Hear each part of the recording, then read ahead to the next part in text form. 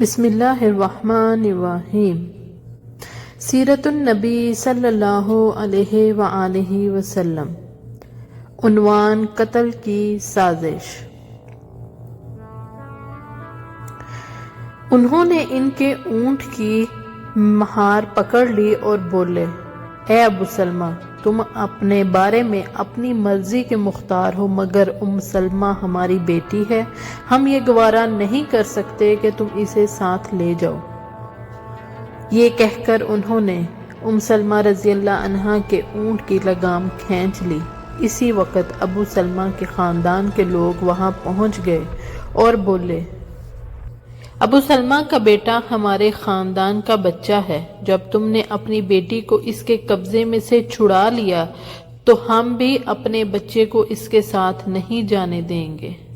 یہ کہہ کر انہوں نے بچے کو چھین لیا۔ اسی طرح ان ظالموں نے حضرت ابو سلمہ رضی اللہ عنہ کو ان کے بیوی اور بچوں سے جدا کر دیا۔ ابو سلمہ رضی اللہ عنہ تنہا مدینہ منورہ پہنچے۔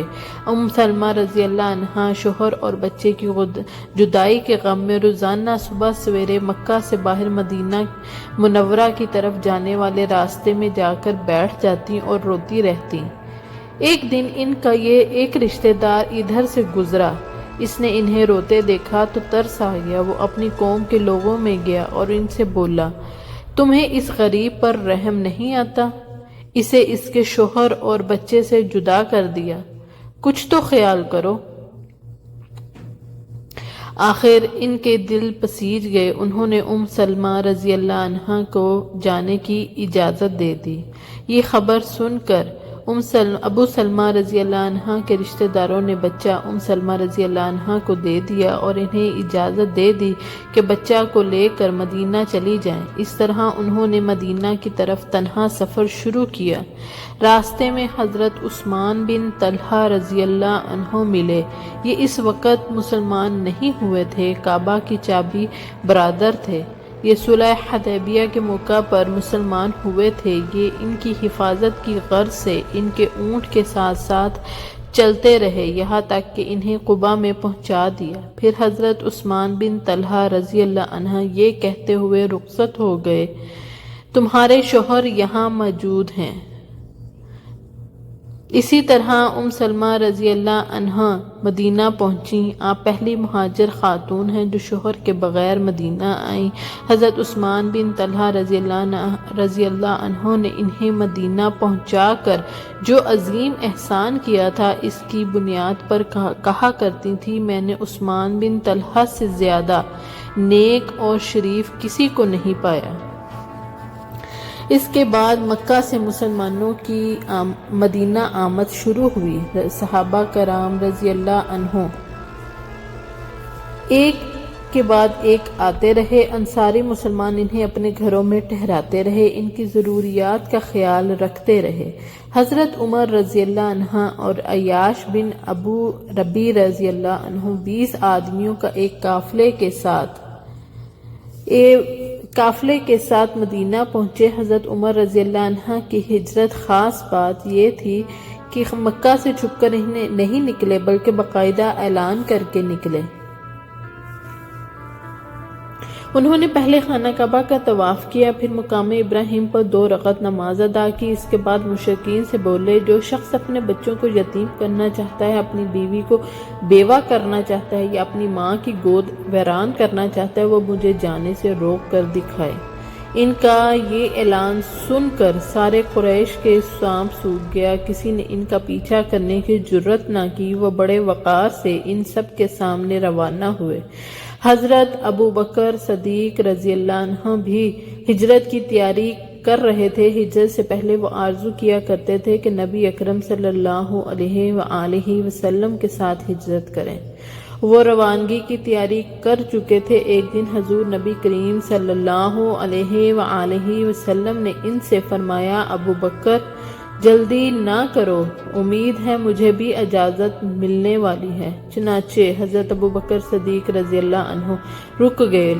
انہوں نے ہجرت کے لیے 2 اونٹنیاں تیار کر رکھی تھیں۔ انہوں نے ان دونوں کو 800 درہم میں خریدا تھا اور انہیں 4 ماہ سے کھلا پلا رہے تھے۔ ادھر مشرکین نے جب یہ دیکھا کہ مسلمان مدینہ ہجرت کرتے جا رہے ہیں اور مدینہ کے رہنے والے بڑے جنگجو ہیں، وہاں مسلمان روز بروز طاقت پکڑتے جائیں گے، تو انہیں خوف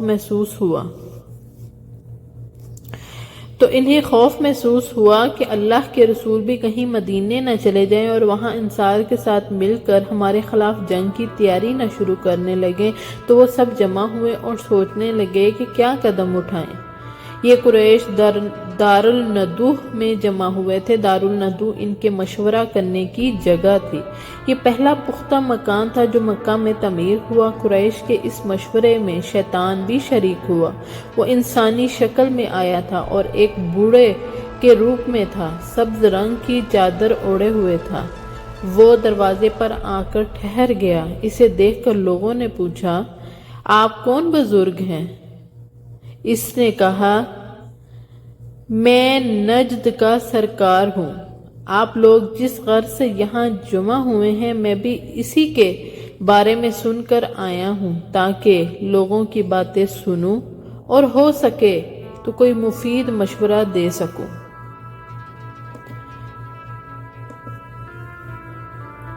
اس پر قریشیوں نے اسے اندر بلا لیا۔ اب انہوں نے مشورہ شروع کیا۔ ان میں سے کوئی بولا، اس شخص یعنی رسول اللہ صلی اللہ علیہ وسلم کا معاملہ تم دیکھ ہی چکے ہو۔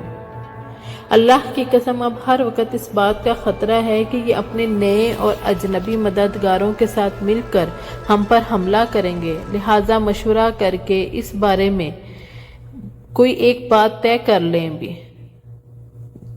وہاں موجود ایک شخص ابو البختری بن ہشام نے کہا، اسے بیڑیاں پہنا کر ایک کوٹری میں بند کر دو، اس کے بعد کچھ عرصہ تک انتظار کرو تاکہ اس کی بھی وہی حالت ہو جائے جو اس جیسے شاعروں کی ہو چکی ہے اور یہ بھی انہی کی طرح موت کا شکار ہو جائے۔ اس پر شیطان نے کہا، ہرگز نہیں، یہ رائے بالکل غلط ہے، یہ خبر اس کے ساتھیوں تک پہنچ جائے گی، وہ تم پر حملہ کر دیں گے اور اپنے ساتھیوں کو نکال کر لے جائیں گے، اس وقت تمہیں پچھتانا پڑے گا، لہٰذا کوئی اور ترکیب سوچو۔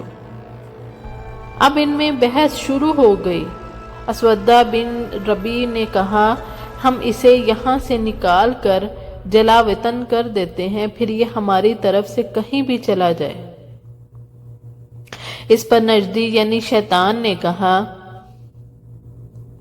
یہ رائے بھی غلط ہے، تم دیکھتے نہیں اس کی باتیں کس قدر خوبصورت ہیں، کتنی میٹھی ہیں، وہ اپنا کلام سنا کر لوگوں کے دلوں کو موہ لیتا ہے۔ اللہ کی قسم اگر تم نے اسے جلا وطن کر دیا تو تمہیں امن نہیں ملے گا، یہ کہیں بھی جا کر لوگوں کے دلوں کو موہ لے گا، پھر تم پر حملہ آور ہوں گے اور تمہاری یہ ساری سرداری چھین لیں گے، لہٰذا کوئی اور بات سوچو۔ اس پر ابو جہل نے کہا، میری ایک ہی رائے ہے اور اس سے بہتر رائے کوئی نہیں ہو سکتی۔ سب نے کہا، اور وہ کیا ہے؟ ابو جہل نے کہا، آپ لوگ ہر خاندان اور ہر قبیلے کا ایک ایک بہادر اور طاقتور نوجوان لیں، ہر ایک کو ایک ایک تلوار دیں، ان سب کو محمد پر حملہ کرنے کے لیے صبح سویرے بھیجیں، وہ سب ایک ساتھ اس پر اپنی تلواروں کا ایک بھرپور وار کریں، اس طرح اسے قتل کر دیں، اس سے یہ ہوگا کہ اس کے قتل میں سارے قبیلے شامل ہو جائیں گے، لہٰذا محمد کے خاندان والوں میں اتنی طاقت نہیں ہوگی کہ وہ ان سب سے جنگ کر سکیں، لہٰذا وہ خون بہا یعنی فدیے کی رقم لینے پر آمادہ ہو جائیں گے، وہ ہمیں نہیں دے دیں گے۔ اس پر شیطان خوش ہو کر بولا، ہاں یہ ہے اعلیٰ رائے، میرے خیال میں اس سے اچھی رائے اور کوئی نہیں ہو سکتی۔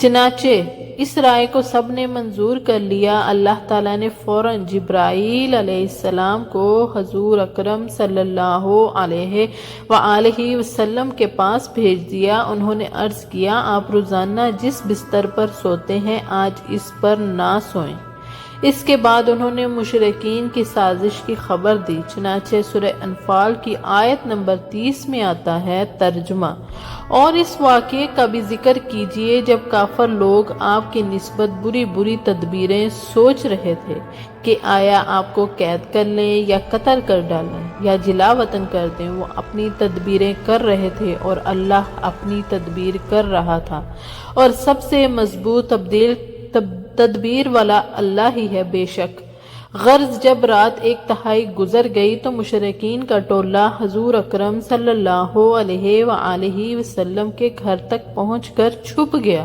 وہ انتظار کرنے لگے کہ کب وہ سوئیں اور سب یکدم ان پر حملہ کر دیں۔ ان کفار کی تعداد 100 تھی۔ جزاک اللہ خیر۔